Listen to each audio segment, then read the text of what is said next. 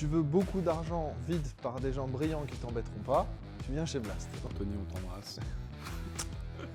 Je mangeais déjà des pâtes et des plats picards à 2 €, donc pareil, pas de downgrade possible. Le jour où vous dites sur LinkedIn, puis dans la promotion automne 2025 de Y Combinator, dans les 24 heures, vous recevez minimum 100 messages LinkedIn d'investisseurs vous suppliant de prendre leur argent. Je fais mes 50 millions d'EBITDA, c'est pas très difficile. Derrière, j'aurai investi 400-500 millions en start-up avec des multiples de marché. Tu fais la somme, je suis une licorne. C'est la route vers laquelle on va et ce serait un échec de pas y arriver. Bonjour à tous. Pour ce 4e épisode de Regard croisé, on reçoit Samuel de Blast. Hello à tous, merci pour l'invite. Voilà, invite toute naturelle puisque d'une part on est en process de levée de fonds actuellement et d'autre part Blast, c'est vous qui nous avez fait confiance en 2023, en juillet si ma mémoire est bonne, comme lead invest sur notre tour seed alors qu'on était petit à l'époque. On était 3, on avait un brevet et une techno et je vous remercie encore de la confiance. Voilà, vous avez embarqué dans votre sillage le Sophie Laro, le fonds innovation du Crédit Agricole et quelques business angels connus et puis BPI. Ça a donné quand même un tour de 11 millions à l'arrivée. Et de votre côté, je crois que c'était aussi une belle levée. Dans mon souvenir, à l'époque, vous étiez une start-up un peu comme nous et on suit probablement des chemins parallèles, on en reparlera. Mais alors d'abord, qu'est-ce que le Blast ? Raconte-nous un peu. Avec plaisir, encore une fois, merci pour l'invite. Et effectivement, Weir, c'était le premier gros succès du Blast Club. Qu'est-ce que c'est le Blast Club pour ceux qui ne connaissent pas à travers mon illustre associé Anthony Bourbon?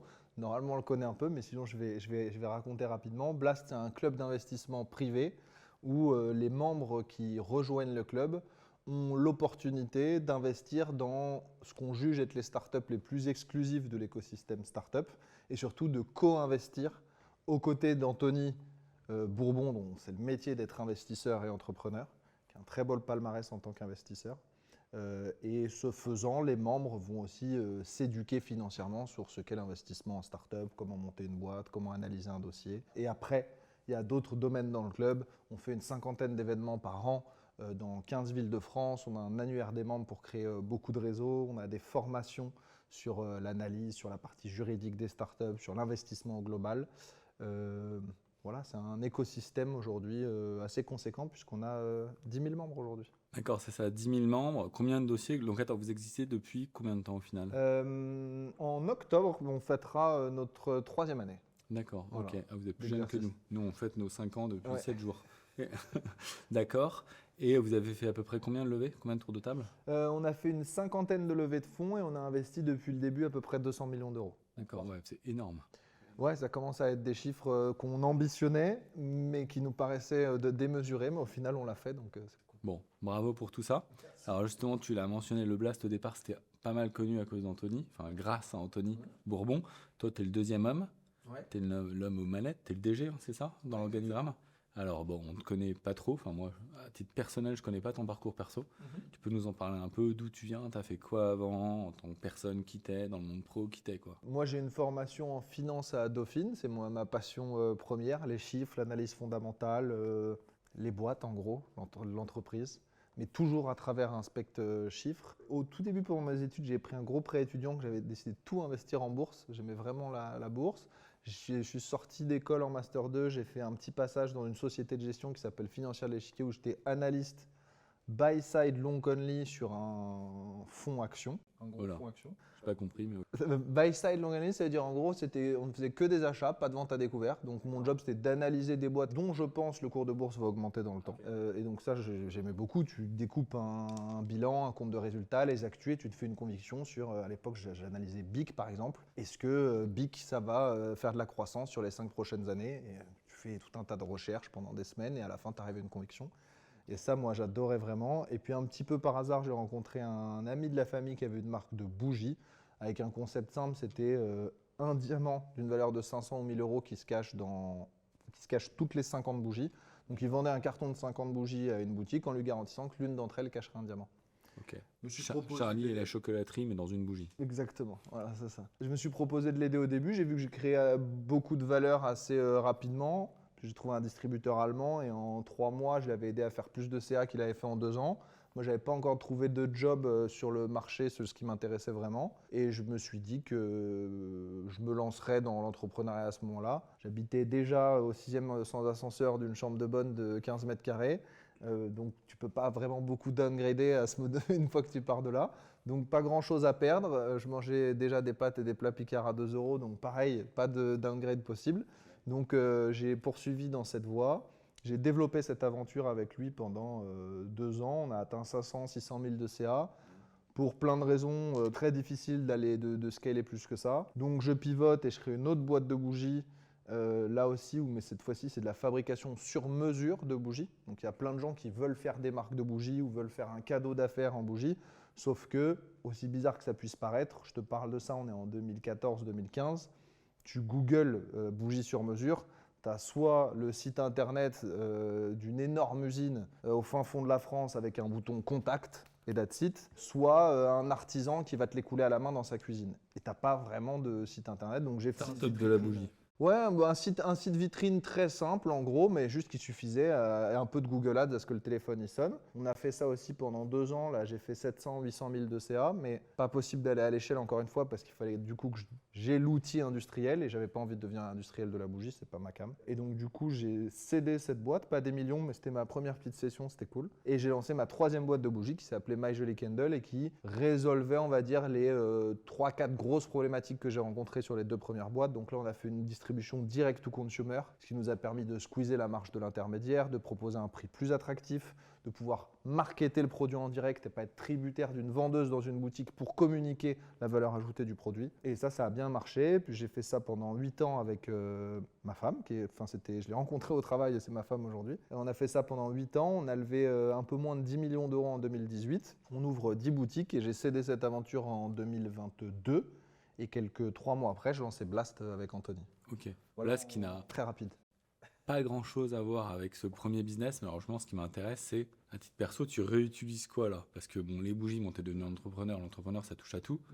Pourquoi Blast? Alors tu m'as raconté que tu avais travaillé un peu dans la finance en amont, mais quand même, le lien entrepreneurial entre les deux, c'est lequel? Bah, y a tout en vrai. Moi, je pense. En vrai, moi, j'ai jamais été un amoureux du produit. Tu vois, que ce soit des bougies, des vis, des chaussettes, peu m'importe. En vrai, ce que j'aime, c'est un business model qui tourne bien, avec un PNL qui tient la route, voilà, un résultat net qui est positif, une belle croissance, une équipe bien structurée, des process, une strat qui tient la route. Et ça, en vrai, appliqué à n'importe quel business, ça m'excite. Ouais. Et le lien, à chaque fois, je pense que. Donc, Blast, c'est ma 4e boîte. C'est la première fois que je m'associe. Et le lien dans tout ça, tu as quand même une boîte après l'autre. J'ai pris les erreurs de la précédente que j'ai ajustées. Il y en avait encore de nouvelles, j'ai réajusté.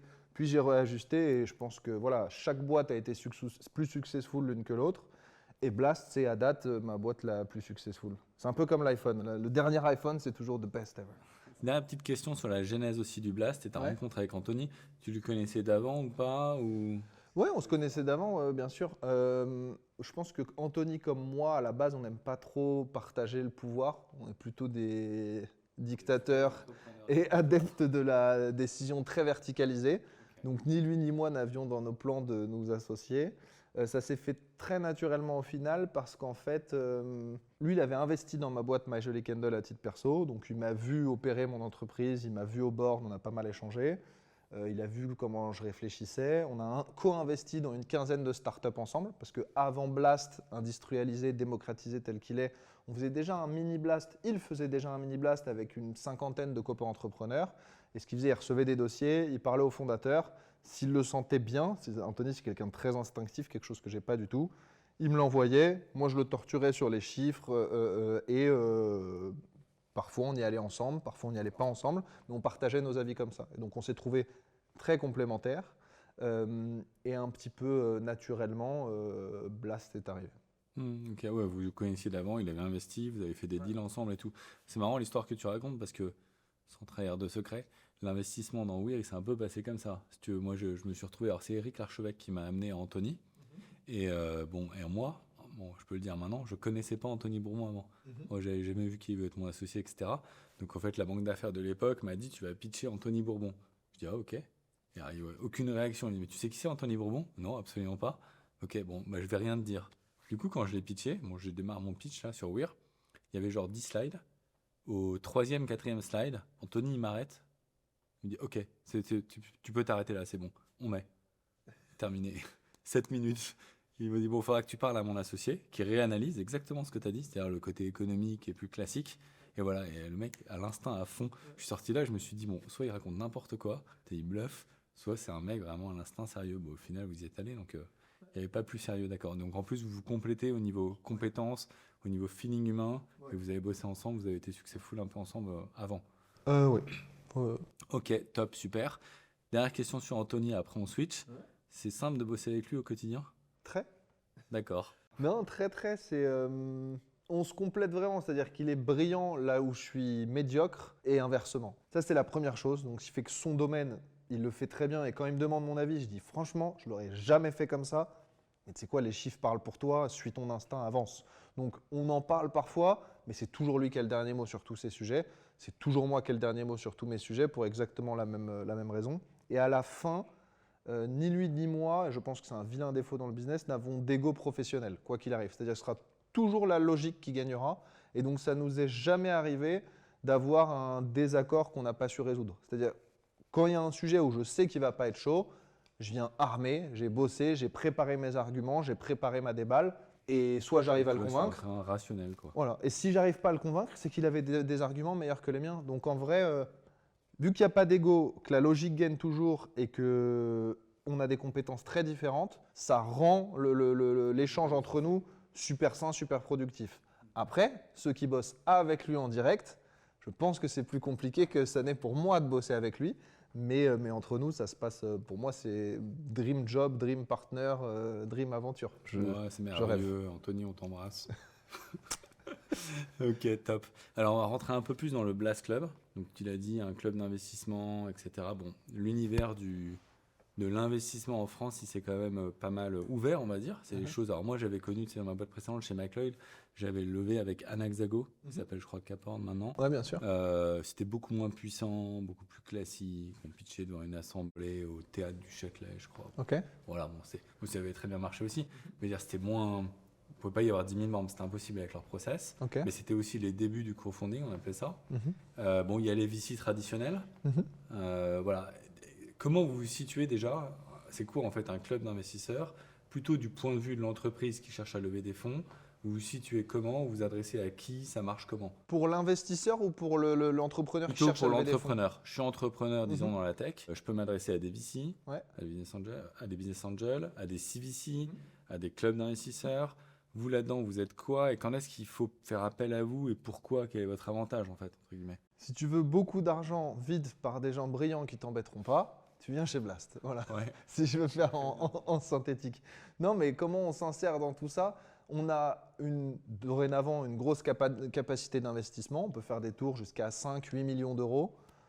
Contrairement à des fonds d'investissement traditionnels qui ont beaucoup à perdre en termes d'image quand ils se trompent sur un dossier. Nous, on a nos convictions qui sont fortes, on les assume, on explique les risques à nos membres, on donne notre vision et ensuite ils sont libres d'investir ou pas. Ce que je veux dire par là, c'est que beaucoup de VC ou d'autres fonds n'iront quasiment jamais seuls parce qu'ils ne veulent pas se tromper seuls. Oui.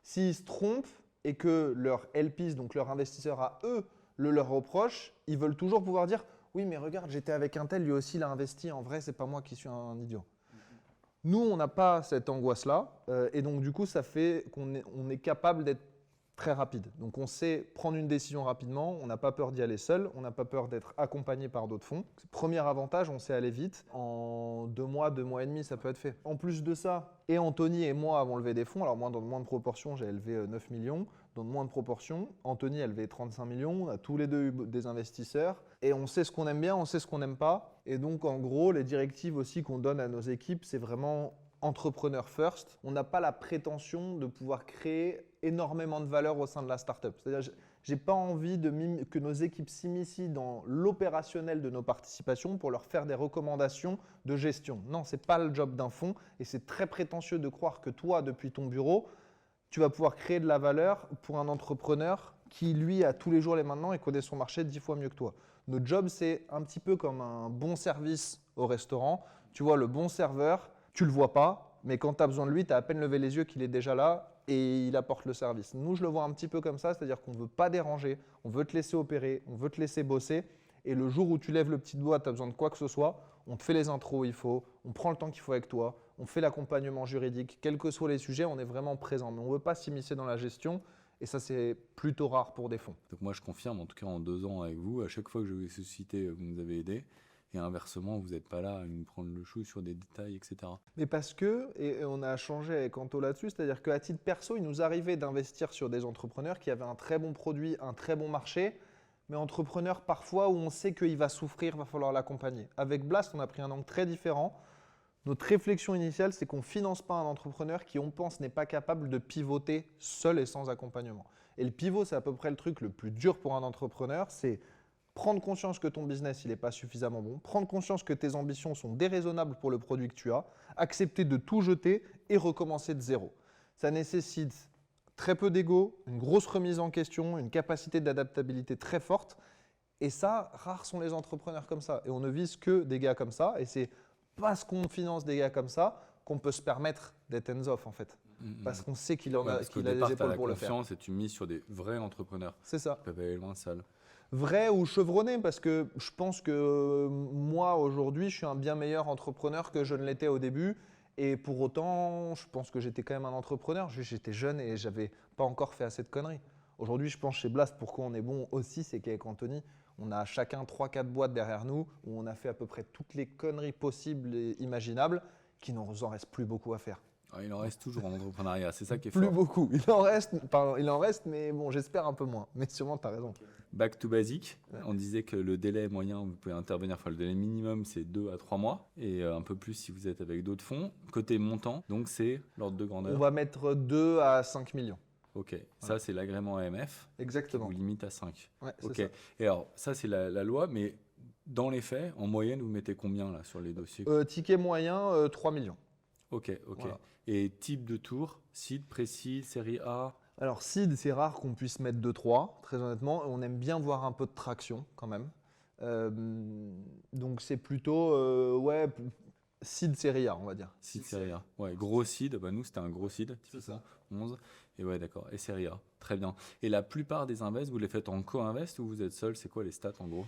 Franchement, j'ai beaucoup de stats sur ma boîte, mais celle-là, je ne l'ai pas. Je ne saurais pas te dire, mais je sais que quand même, on fait de plus en plus de co-invest. Parce que vu qu'on veut mettre de plus en plus gros tickets, quand on veut mettre 5 millions, soit le tour il est parfaitement sizé à 5 millions, mais le plus facile c'est qu'on s'insère dans un tour de 7, 8, 10, 15, et donc un ticket de 5 ça rentre plus facilement. Donc j'ai envie de te dire, historiquement, on était beaucoup plus lead ou seul, et de par le montant qu'on investit, aujourd'hui on tourne plus vers du co-invest. Ce que j'ai vu c'était assez gros montants. Moi dans mon domaine, là, après nous, vous avez mis Latitude. Et On a mis 5 millions aussi, ou Space on a mis 5 je crois. Ouais, c'est ça, et ils avaient levé eux des gros montants. Donc. Ouais, c'est ça. Ok, top. Et alors, maintenant si on renverse la vapeur, côté membre du Blast, comment ça marche en fait quand on est membre?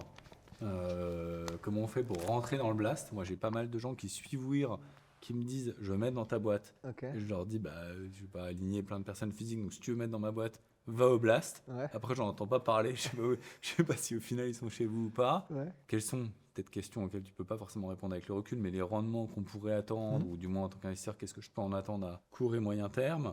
Alors, Blast, c'est un club privé, c'est-à-dire que ce n'est pas celui qui veut qui peut rejoindre, dans le sens où en fait, nous, on a une quantité de deals à financer qui est limitée. Et c'est pour ça que d'ailleurs, on a plutôt le pied sur le frein sur le nombre de membres qui rejoignent le club, parce qu'on laisse rentrer des membres au fur et à mesure qu'on a staffé l'équipe, les process, les outils, nous permettant de financer suffisamment de deals de qualité. C'est-à-dire que si tu as trop de membres, en gros, limite, tu as trop de cash à placer. Exactement. Tu sais que tu vas pas aller bien les placer parce que tu vas prendre tous les dossiers qui passent. Soit je prends des dossiers qui sont moyens, soit sinon je reste très rigoureux et je ne propose pas de dossier. Cependant, ça va faire un trou. Et quand tu payes une adhésion, parce que pour rejoindre Blast, je l'expliquerai après, mais en tout cas, il y a une adhésion qui est payante. Si tu payes une adhésion pour 1 an et que pendant 1 mois, tu n'as pas de dossier, tu n'es pas content et c'est normal.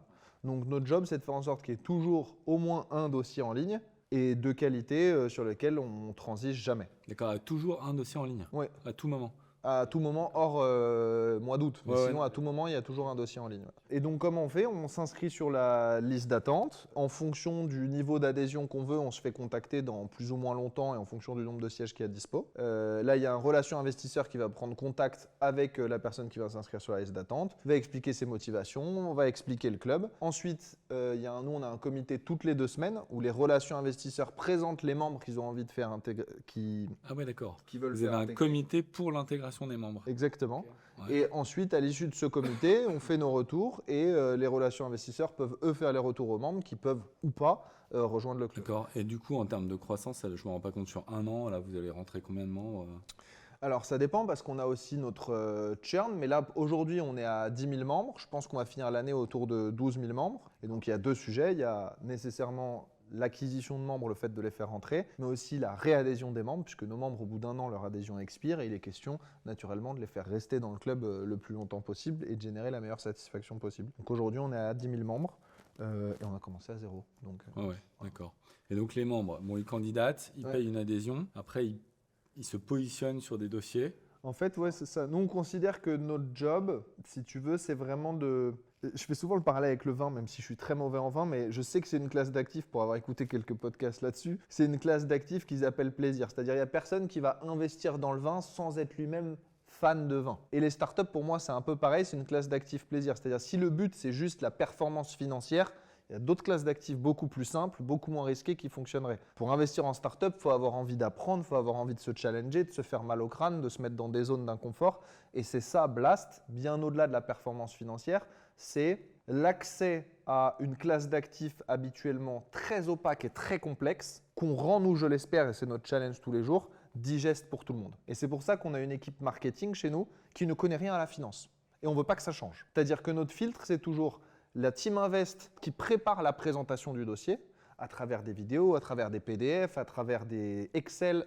Il y a tout un tas de contenus qu'on met à disposition des membres. Celui qui veut prendre sa décision d'investissement en 2 minutes, il peut se faire un snack content de 2 minutes. Celui qui veut y passer 2 semaines, il peut y passer 2 semaines. Il y a suffisamment de matière. Et le fil d'après, c'est toujours le marketing. Si le marketing ne comprend pas, ça ne sort pas. Parce que le marketing, c'est monsieur tout le monde. Et donc l'enjeu, c'est vraiment de rendre digeste et compréhensible pour monsieur tout le monde, la décision d'investissement. Et donc, on a tout un tas de contenus différents qui sont mis en ligne pendant 2 semaines. Pendant ces 2 semaines, il peut consulter les contenus. Il y a un live avec les fondateurs, auquel tu avais naturellement participé, grand succès, lors desquels les membres peuvent poser des questions. C'est sympa d'ailleurs.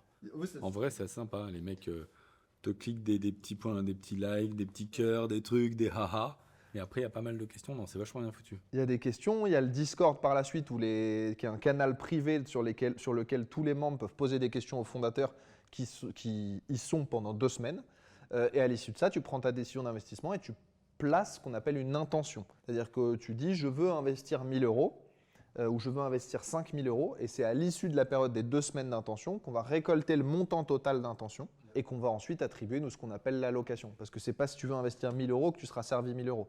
Typiquement sur Weir, je m'en rappelle, on avait eu 12 millions d'intentions pour 5 millions d'euros de disponibles et donc tout le monde avait été peu ou prou divisé par 2. Donc ceux qui voulaient investir 1 000 euros n'avaient été servis qu'à hauteur de 500 ou 450 euros. Ouais, c'est ça. Alors, j'ai entendu des membres d'ailleurs qui se plaignent de ça, mais c'est un peu la rançon du succès. Les gars, ils veulent mettre plus, ils ont l'impression qu'à chaque fois, ils se font réduire de façon disproportionnée, mais bon, c'est le jeu. C'est le jeu, mais on s'en satisfait pas du tout, on l'accepte pas comme ça. Si tu veux, moi, mon métier, on considère que notre métier, et je fais souvent, pour bien que les équipes comprennent notre vision à Anthony et moi, c'est qu'un fonds d'investissement, ce serait un resto 3 étoiles, si tu veux. C'est-à-dire que tu vas dans un resto et tu sais que chaque plat, entrée, dessert que tu vas sortir, c'est la pâte du chef. C'est le chef qui a signé, il y aura sa pâte. Et c'est ça que tu achètes, tu fais confiance au chef quand tu vas dans un resto. Tu viens chez Blast, c'est pas ça qu'on vend. Nous, on est un buffet, all you can eat buffet. Okay. Et notre job, c'est pas faire en sorte que tous les clients aiment tout ce que tu proposes, c'est pas possible. On a des gens d'origine complètement différentes, de patrimoine différents, qui aiment des classes d'actifs différentes, avec de la complexité différente, des stades de maturité différents. Et en vrai, je pourrais pas plaire à tout le monde. Moi, en moyenne, j'ai 25% de mes membres qui investissent sur un dossier. Donc, mais ça veut dire qu'en général, les gens aiment un dossier sur 4. Et ça nous va. Et donc, notre job, c'est toujours bien sizer la taille du buffet pour que tout le monde ait suffisamment à manger, pour autant qu'il n'y ait pas de gâche, parce que sinon, le restaurateur, enfin, moi qui ai payé pour tout ça, je fais un peu la gueule. Si toi, derrière, je te dis, t'inquiète pas, ça va bien se passer et que tu es financé qu'à hauteur de 3 millions, bah, tu vas être un peu dégoûté. Moi, mes membres, ils sont contents, ils sont servis à 100%, mais toi, tu vas être mécontent, c'est normal. Donc, mon job, c'est de faire en sorte qu'à la fois, toi, entrepreneur, je te serve l'intégralité de la poche que je t'ai communiquée, soit 5 millions. Et eux, le but, c'est qu'ils aient plus faim en sortant. Donc, l'idéal, c'est que j'ai toujours 5,1 millions d'intentions. Voilà. Et ça, c'est notre jeu parce que quand il y a quelqu'un qui vient et qui dit je vais déployer 10 000 euros cette année chez Blast, si au bout d'un an, il a pu déployer que 6 000 parce qu'il a été réduit à chaque fois, il n'est pas content et il a raison. Ouais, Il a payé son ticket pour rentrer au restaurant, il ressort, il a faim, c'est de ma faute. Donc c'est à nous de bien sizer ça et c'est un équilibre pas facile. Un grand restaurant avec un grand buffet. Voilà, c'est ça. Ça marche. Alors côté, tu n'as pas répondu, je ne sais pas si c'est volontaire ou pas, mais vas-y, pardon. Sur combien ça peut rapporter, qu'est-ce qu'on peut espérer en tant que membre de Blast. Tu l'as dit, il y a des placements plus sûrs, bien plus maîtrisables, l'immobilier et autres. Donc il y a un côté un peu passion. Et nous, chez les investisseurs qu'on met chez Weir, je pense qu'il y a aussi un côté faire partie de l'aventure. Tu as pas mal de gars qui ne seront pas entrepreneurs, mais qui aiment bien toucher ça du doigt, qui se sentent un peu investis. Bon, voilà, tu as tout un côté à côté du rendement financier, ça c'est clair et c'est sûr. Mais bon, mine de rien, c'est de l'argent. L'argent, on en attend un certain rendement. Vous avez un peu de recul là-dessus ou pas encore assez? Aujourd'hui, c'est trop tôt. Alors, la durée de détention moyenne d'un titre de participation de start-up, c'est 5 à 7 ans. Donc, c'est long. Maintenant, et promis, je reviens vers ta question, on a lancé ce qu'on appelle le Blast Market pour répondre à cette problématique de liquidité. Liquidité, c'est la capacité à transformer ces titres de participation en cash si j'en ai besoin. Le Blast Market, c'est une plateforme d'échange qui permet à nos membres uniquement de s'échanger les titres de participation de start-up. Exemple, chez Weir, typiquement, il y a des membres qui ont acheté du Weir lors de la première levée de fonds. Il y a des membres qui nous ont rejoints il y a quelques semaines qui se disent « Waouh, Weir, c'était fou ce dossier, moi aussi j'en veux ». Et donc, à chaque ouverture du Blast Market, c'est une semaine par mois, des anciens membres qui avaient du Weir vendent du Weir à des nouveaux membres à un prix supérieur parce qu'on juge que les performances de Weir sont telles que ça mérite un incrément de valorisation par rapport au dernier tour. Et ça permet à ceux qui sont rentrés au tout début, il y a 2 ans, de d'ores et déjà, au bout de 2 ans… Alors ça, c'est du cash ou de l'échange d'actions? Non, c'est du cash. D'accord, donc les gars, c'est déjà liquide en fait. Ouais, c'est canon, c'est une bourse interne quoi. On peut l'appeler comme ça. C'est une plateforme d'échange, donc tu peux mettre en vente tes titres, placer une intention de vente, et s'il y a quelqu'un en face qui est prêt à la remplir ou à acheter en face de toi, et ben ça se passe. On a eu déjà 7 millions de transactions en 5 semaines d'ouverture. On a généré 3 millions de plus-value pour nos membres. Oui, il n'y a pas pour rien non plus, encore une fois. Et donc ça permet vraiment d'améliorer la liquidité. Parce que c'est un vrai plus. Parce que l'horizon d'investissement dans les startups pour un particulier, ça peut être un peu long, un peu incertain. C'est génial de pouvoir rendre le truc liquide sous 1, 2, 3, 4 ans, même si ce n'est pas forcément le but quand tu investis dans la deep tech. Mais… Non, mais ça peut être, on a des gens, voilà, tu peux avoir investi, tu as investi 10 000 euros sur Weir et tu as un petit trou de trésor, tu as besoin de 2 000 euros. Bah, ça se trouve, tu fais un petit x2 sur un 1 000 euros dont tu as besoin. Avant, nous, ça n'existait pas. Donc ça, c'est assez cool. Et enfin, pour la performance, écoute, j'ai envie de te dire si, alors c'est un horizon long-termiste et ça dépend du portefeuille de chacun, mais il faut se dire que globalement, c'est une classe d'actifs où tu as au moins une boîte sur 2 qui va mourir. C'est le jeu. Le jeu de notre classe d'actifs des startups, c'est que la performance des boîtes qui survivent soit supérieure naturellement à toutes celles qui sont mortes. La performance de celles-là permet de compenser la perte sur toutes les autres. Donc, il faut naturellement que celles qui performent bien. Donc, nous, quand on regarde une boîte, si on ne peut pas faire x10, x20, on n'y va pas. Parce que c'est ce dont on a besoin pour toujours compenser les pertes des autres. Donc, il faut se dire que quand on investit chez nous, il faut investir plusieurs tickets. C'est pour juste mettre une boîte, c'est beaucoup trop risqué. Et c'est pour ça que d'ailleurs, chez Blast, on a capé le montant qu'on peut investir par startup. Tu nous rejoins en bronze, c'est 10 000 euros par an max, mais maximum 2 000 euros par dossier. Forcer les gars à investir sur plusieurs dossiers. Pour forcer à la diversification. Donc on recommande nous d'investir sur 10 boîtes minimum. Il faut accepter qu'il y en ait 5, 6, 7 qui vont mourir. Et l'ambition, c'est qu'on soit capable de procurer à nos membres un x2, un x3 sur 7-10 ans. Ce serait un beau TRI, un beau rendement. Ok, canon. Bon, le mécanisme, on l'a bien compris. Pour les boîtes qui cherchent à lever, c'est clair. Pour les investisseurs qui veulent rentrer chez nous, une dernière question là-dessus. En termes de liste d'attente ou de taux de si je veux devenir membre, je vais attendre combien de temps, grosso modo, si je suis un gars sérieux, etc. Et est-ce que j'ai une probabilité de jamais rentrer? En fait, les places qui se libèrent dépendent aussi du niveau d'adhésion. Parce que moi, si je fais rentrer 10 000 membres qui vont investir 5 000 euros par an, ce n'est pas la même chose que si je fais rentrer 10 000 membres qui vont investir 200 000 euros par an. Ce n'est pas tant une question de priorité, c'est plus une question de proportion. Donc nous, on sait qu'on veut X pourcentage de membres de ce niveau, X pourcentage de membres de ce niveau. Il est vrai qu'aujourd'hui, Pour les membres qui investissent moins, c'est plus dur de rentrer parce qu'il y a déjà beaucoup de membres dans cette taille-là. Mais pour ces membres-là, qui parfois peuvent attendre plusieurs mois pour repasser en comité, il y a une chose qu'on fait une fois par an parce qu'on a un flux de demandes qui est trop important, c'est qu'on fait un drop. Et donc, une fois par an, à 20 heures, c'est une date qui est communiquée par mail et compagnie, on ouvre le club à X milliers de personnes.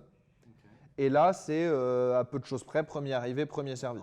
Donc, il y a une fois par an, ça dure en général une demi-heure, une heure. Si je suis super On ouvre motivé. 2000 places, 3000 places. En 10 minutes, c'est terminé. Après, on ferme et c'est reparti que comité. D'accord. Et donc, il y a certains membres, parfois, qui attendent effectivement 6 mois, 1 an pour accéder à ce moment-là parce qu'ils ne se libèrent pas suffisamment de place sur le niveau d'adhésion souhaité. Ok, top, super clair. Alors, on va aborder un autre thème qui n'a rien à voir, c'est l'ambition. Donc ça, c'est un autre point commun, je pense, entre Blast et Weir. C'est l'ambition. Nous, on a l'ambition de devenir une décacorn. Alors, peut-être vous aussi, d'ailleurs, tu me le diras. Et j'espère que vous n'allez pas l'être avant nous, hein, par contre, déconnez pas. Et voilà, on a aussi l'ambition de mettre des satellites, d'être le GPS 2.0, etc. Bon, vous êtes hyper ambitieux et en plus, vous y arrivez hyper bien parce que Blast a 3 ans et vu les niveaux de performance, c'est complètement dément et la place que vous avez prise. Donc, mon premier point, c'est quoi l'ambition ultime du Blast Club? Allez, on va dire l'ambition à 5 ans, à 10 ans.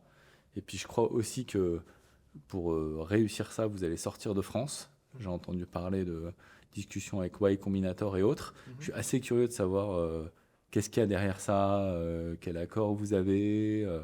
Est-ce que c'est des investisseurs américains qui vont mettre dans les boîtes que vous mettez ou est-ce que c'est l'inverse, vos membres qui vont pouvoir investir aux US? Voilà. Okay. Parlons un peu ambition et comment atteindre cette ambition. Non, mais super question. Blast, effectivement, l'ambition, moi je suis très, encore une fois, dans le binôme avec Anthony, c'est plus le gars à vision et moi je suis plus le gars à exécution. Je fais plus en sorte que l'ambition à 12-18 mois, on les réalise quoi qu'il arrive.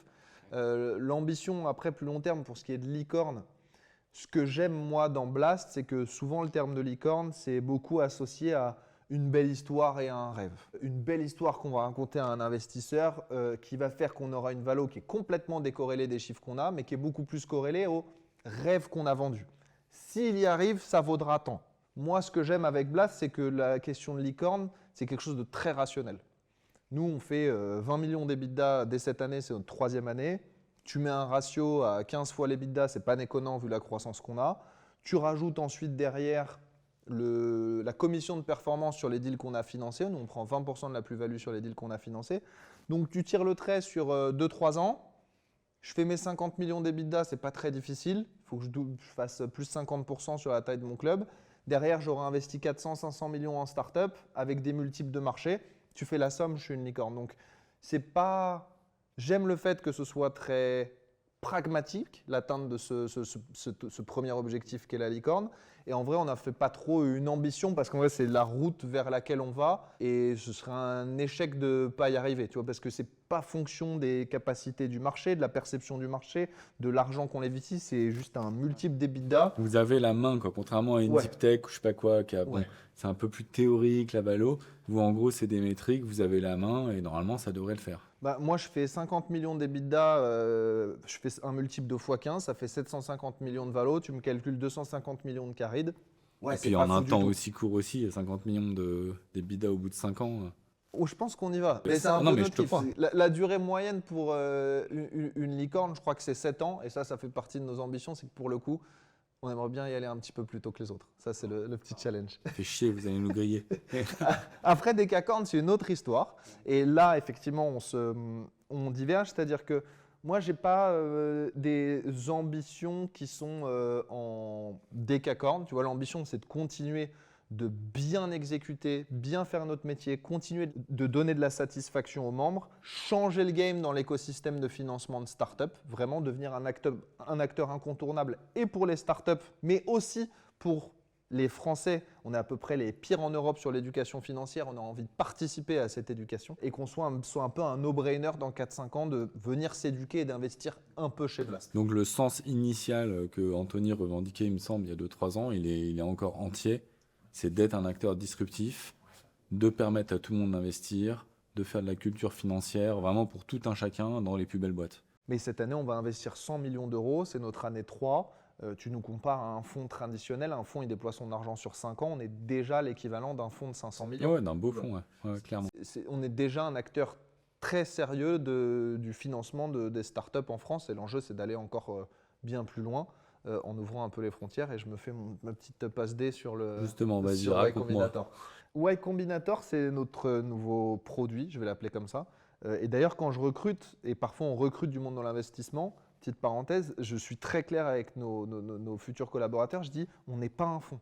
On est une start-up et notre produit, c'est d'investir en start-up. C'est l'investissement en start-up. Mais à ne pas confondre, notre métier, on n'est pas des investisseurs au sens où un fonds peut être investisseur, où c'est beaucoup de réseaux et on va prendre des cafés, et on se passe le mot et on a tous fait les mêmes écoles super luxe. Donc, ce n'est pas le sujet. Mais je comprends. Et en ce sens, c'est très important. Et tu me parlais de l'équipe de Blast qui était un petit peu douloureuse au début avec Weir, l'équipe finance, parce qu'on a mis une bonne année à comprendre de quoi va être composée notre équipe finance, notre équipe d'analyse, parce que naturellement, on est allé chercher les gens de ce secteur-là parce qu'on pensait qu'ils le feraient très bien. Peut-être qu'ils le font très bien là-bas, mais chez nous, le fit, la culture, le mindset, l'éthique de travail, ça ne marchait pas. Et donc, on a préféré du coup, et je divague, je suis désolé, mais aller chercher des gens d'industries très différentes qui avaient cette éthique de travail, des gens qui étaient chez Price, chez Ernst Young, chez Deloitte, chez Eight Advisory, qui faisaient de l'audit et des transaction services en travaillant dur, à qui on est venu rajouter la couche startup. Parce que chez les filles, on ne travaille pas dur. J'ai pas dit ça, mais On travaille dur aussi, mais c'est une autre mentalité, c'est sûr. c'est un autre mindset auquel j'ai jamais réussi à adhérer et qui a jamais matché chez nous, mais la culture c'est important et voilà. Tout ça pour dire, je me suis perdu, excuse-moi. Ça pour dire que vous êtes une vraie start-up. Et donc, cette histoire de YC. Y Combinator, exactement. Ouais. La promesse, ça a toujours été de se dire on veut permettre à nos membres d'accéder aux opportunités d'investissement aux startups les plus exclusives. Il y a quelques mois, on parlait beaucoup de l'Europe, et encore aujourd'hui, c'est encore plus d'actualité, qui était en train de se faire dépasser économiquement par les US et d'autres continents, que c'était compliqué. Et donc, naturellement, il était question pour nous à la fois de tenir notre promesse, qui est de permettre à nos membres d'investir dans les meilleures startups, et à la fois peut-être de leur permettre d'exposer à d'autres zones géographiques. Quoi d'autre que le plus bel incubateur de startups au monde, qui est le Y Combinator? Pour ceux qui ne connaissent pas, ça a 20 ans, c'est un accélérateur de startups qui est… quand une startup le rejoint, elle est mentorée pendant 3 mois et financée en partie par les meilleurs entrepreneurs de la planète. D'ailleurs, l'ancien président de Y Combinator, ce n'est autre que Sam Altman, le fondateur d'OpenAI. Et le Y Combinator a incubé des startups telles que Airbnb, Stripe, Reddit. Toutes les plus belles boîtes sont sorties de là-bas. Pour quelques chiffres, et c'est ça qui parle aussi à nos membres, c'est que tu as 6% des startups qui sortent de YC qui deviennent des licornes. Et parmi ces 6%, tu en as 12% qui deviennent des décacornes. Donc, c'est des perfs qui sont incroyables. Pour aller plus loin dans la perf, il y a YC qui a sorti cette stat qui dit parmi tous les investisseurs qui ont investi dans 10 startups à chaque promotion de Y Combinator pendant 8 promotions consécutives, le multiple médian de ces gens-là, c'est x10. Donc, on est sur des statistiques qui sont énormes, hors du commun. Ça ne veut rien dire. Et donc, l'enjeu pour nous, c'est d'être capable de proposer l'accès à ces startups à nos membres. Et ça, avant nous, c'était complètement impossible, à un tel point que même si Anthony, lui, avait voulu investir en perso dans Y Combinator, il n'aurait pas pu. Pour donner l'info à ceux qui ne connaissent pas aussi, si demain, vous faites le Y Combinator, vous êtes incubé au Y Combinator, le jour où vous dites sur LinkedIn, au fait, les gars, je voulais vous annoncer, je suis dans la promotion automne 2025 de Y Combinator, dans les 24 heures, vous recevez minimum 100 messages LinkedIn d'investisseurs vous suppliant de prendre leur argent. Donc, est-ce que je vais lever? C'est même pas un sujet, c'est sûr et certain, c'est avec qui je vais lever. Et donc, c'est très très difficile de pouvoir accéder à investir dans ces startups. Nous, on a réussi à le faire. On a déjà investi en sous-marin, je vais dire, on ne l'a pas communiqué au grand public et je suis très heureux de le dire ici, qu'avec nos membres dans les 2 dernières promotions. On a investi dans les top 25% des startups des 2 dernières promotions. Donc, on a investi dans 100 startups à peu près, 20 millions de dollars déjà depuis le début. Et on va continuer de faire ça dans les mois à venir. On est déjà dans le top 5 des investisseurs du Y Combinator au monde. Et de l'ambition qu'on a, c'est je pense qu'on sera le premier investisseur Y Combinator au monde d'ici quelques mois. tout au plus. Alors Donc que le Titi, tu vois ici, c'est une vraie opportunité pour nos membres. j'ai entendu c'est- dire, alors il n'y a aucun doute que c'est historiquement le meilleur Ouais. accélérateur au monde, mais j'ai entendu dire qu'ils étaient à la peine sur l'IA.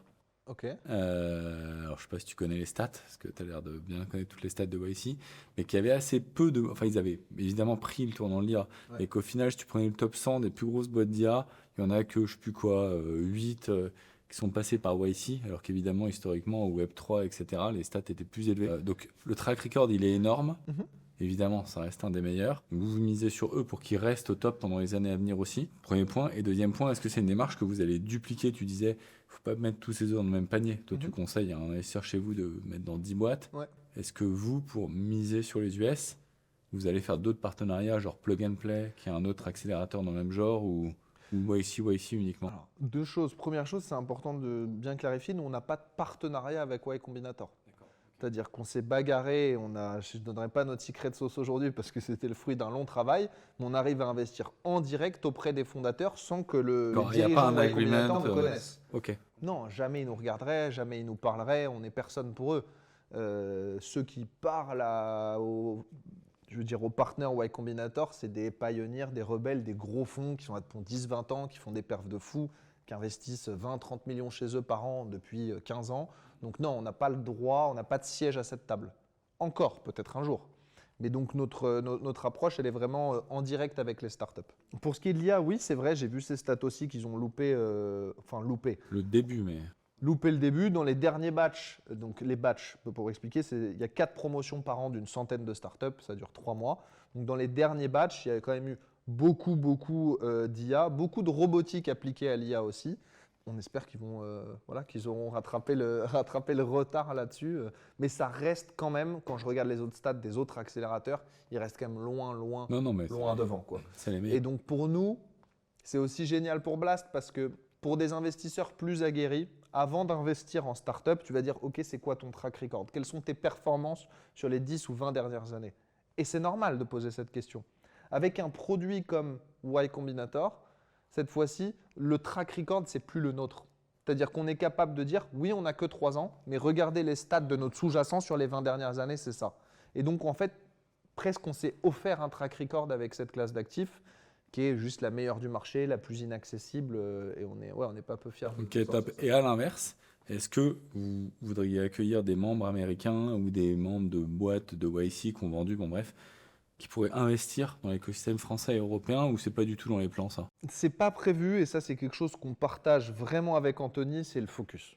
C'est-à-dire que y a un truc que j'ai lu récemment qui m'a beaucoup parlé, parce qu'on est en face, on est en train de grossir, et je sais plus qui a dit ça, un entrepreneur naturellement, qui disait les boîtes ne meurent jamais du manque de bonnes idées, elles meurent toutes d'indigestion. Et donc notre job à Anthony, c'est de dire non à ce qu'on pense n'est pas core business.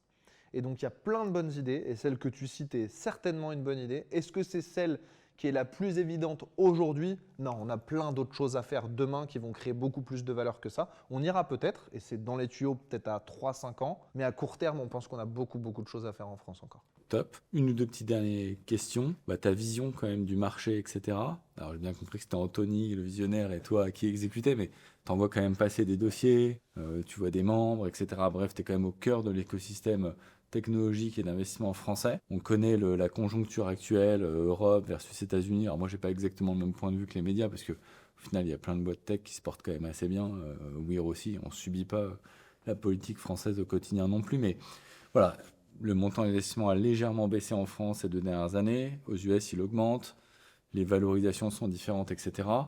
Toi, c'est quoi ton point de vue là-dessus, sur l'écosystème startup tech en général français? Premier, un bel avenir. Premier, une crise. Qu'est-ce qui va se passer là dans les 3 ans à venir? Moi, je trouve que ce qui se passe, c'est assez sain. Moi, naturellement, j'ai toujours été un entrepreneur très tourné finance fondamentale, compte de résultats. La finalité d'une entreprise, c'est quand même de gagner de l'argent. Et je pense que presque les investisseurs l'ont oublié ces dernières années. Et là, il y a une espèce d'assainissement qui se fait où c'est retour à la profitabilité. Nous, chez Blast, quand on regarde un dossier, s'il n'y a pas de passe vers la profitabilité à 2-3 ans, on rediscute du plan parce que les VC, les fonds n'aiment plus trop financer dans les mêmes proportions qu'avant des boîtes qui promettent la lune sans pour autant jamais qu'on voit la couleur d'un euro en bottom line.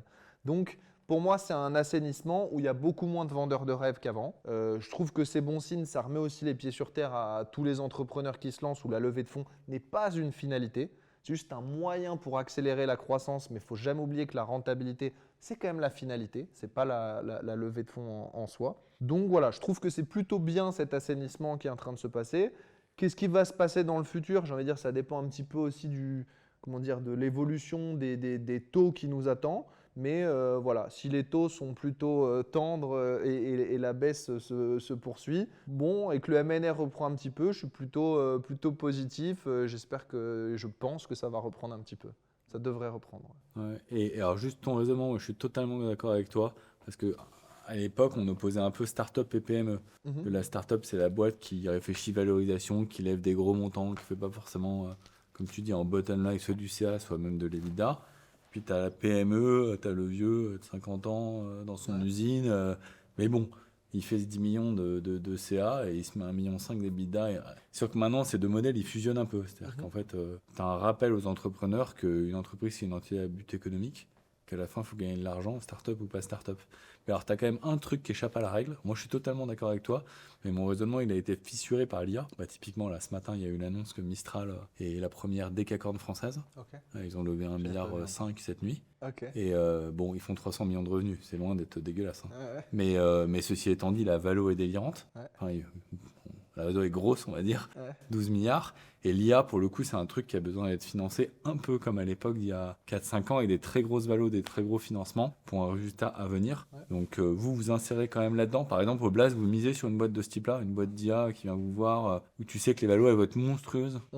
Franchement, on a vu passer en exclu des top dossiers à des valos complètement délirantes et on n'a pas fait parce qu'on n'arrive pas à le rationnel. Pour moi, c'est un petit peu, et je me trompe peut-être et sûrement d'ailleurs, mais un petit peu comme ce qui s'est passé sur la food delivery il y a quelques années. Tu vois? C'est-à-dire que tu as des méga tours parce que, en vrai, sur la food delivery, mon sentiment, c'était que ce pricing et cette expérience client, elle avait aucun sens. Tu peux pas livrer un dentifrice à 1,49 € en moins de 10 minutes avec une livraison offerte. Juste le modèle économique, il n'existe pas. Il fait aucun sens. Et il a marché pourquoi? Parce qu'il y avait suffisamment d'investisseurs qui croyaient qu'avec suffisamment d'argent, j'arriverais à assécher tous les autres et donc à tout prendre et enfin avoir une équation économique qui fait du sens.